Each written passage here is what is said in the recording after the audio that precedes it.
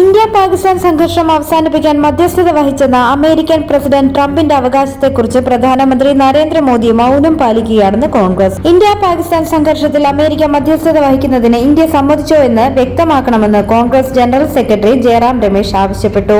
വളരെ വൈകി പ്രധാനമന്ത്രി രാജ്യത്തോട് നടത്തിയ അഭിസംബോധനയുടെ തൊട്ടുമുൻപ് പ്രസിഡന്റ് ട്രംപിന്റെ വെളിപ്പെടുത്തലുകൾ പുറത്തുവന്നത് മോദിയുടെ പ്രസംഗത്തിന്റെ സാന്നിധ്യം ഇല്ലാതാക്കി.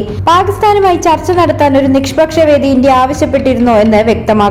ഇന്ത്യൻ കമ്പോളം അമേരിക്കയ്ക്ക് തുറന്നു കൊടുക്കാമോ എന്ന് സമ്മതിച്ചോ എന്നും വ്യക്തമാക്കണം. വിവിധ പാർട്ടി നേതാക്കളുടെ യോഗം പ്രധാനമന്ത്രി വിളിച്ചു ചേർക്കണമെന്നും ഇന്ത്യൻ സേനയെ കോൺഗ്രസ് സല്യൂട്ട് ചെയ്യുന്നെന്നും ജയറാം രമേശ് പറഞ്ഞു. ഇരു രാജ്യങ്ങളും തമ്മിലുള്ള ആണവ സംഘർഷം തന്റെ ഭരണകൂടം അവസാനിപ്പിച്ചതായി ഡൊണാൾഡ് ട്രംപ് അവകാശപ്പെട്ടിരുന്നു. സംഘർഷം അവസാനിപ്പിച്ചാൽ ഇരു രാജ്യങ്ങളുമായും അമേരിക്ക കൂടുതൽ വ്യാപാരം നടത്തുമെന്നും അദ്ദേഹം പറഞ്ഞിരുന്നു. പ്രധാനമന്ത്രി മോദിയുടെ പ്രസംഗത്തിന് മിനിറ്റുകൾക്ക് മുൻപായിരുന്നു ട്രംപിന്റെ പരാമർശം. പ്രധാനമന്ത്രി നരേന്ദ്രമോദി ട്രംപിന്റെ ഈ അവകാശവാദങ്ങളിലെല്ലാം മൗനം പാലിച്ചെന്ന് കുറ്റപ്പെടുത്തിയ കോൺഗ്രസ് സംഘർഷത്തിൽ US മധ്യസ്ഥത വഹിച്ചോ എന്നും ഒരു നിഷ്പക്ഷ സ്ഥലത്ത് പാകിസ്ഥാനുമായി ചർച്ച നടത്താൻ ഇന്ത്യ സമ്മതിച്ചോ എന്നും ചോദിച്ചു. എല്ലാ രാഷ്ട്രീയ പാർട്ടി നേതാക്കളുടെയും ഒരു യോഗം പ്രധാനമന്ത്രി വിളിക്കണമെന്നും കോൺഗ്രസ് നേതാക്കൾ ആവശ്യപ്പെട്ടു. എന്തൊക്കെ നിബന്ധനകളുടെ അടിസ്ഥാനത്തിലാണ് മധ്യസ്ഥത നടത്തിയതെന്ന് അറിയണം. ഡൊണാൾഡ് ട്രംപ് കാശ്മീരിനെ കുറിച്ച് പറഞ്ഞതിന് നിങ്ങൾ എന്തുകൊണ്ട് പ്രതികരിച്ചില്ല? രാജ്യത്തിന്റെ മനസ്സിൽ നിരവധി ചോദ്യങ്ങളുണ്ട്. കൂട്ടായ പരിഹാരത്തിന്റെ ആവശ്യകതയുമുണ്ട്. 2 സർവകക്ഷി യോഗങ്ങൾ നടന്നു, പക്ഷേ നിർഭാഗ്യവശാൽ പ്രധാനമന്ത്രി പങ്കെടുത്തില്ലെന്നും കോൺഗ്രസ് ചൂണ്ടിക്കാട്ടി. അതേസമയം ഇന്ത്യയും പാകിസ്ഥാനും വെടിനിർത്തൽ ധാരണയിലെത്തിയ സാഹചര്യത്തെ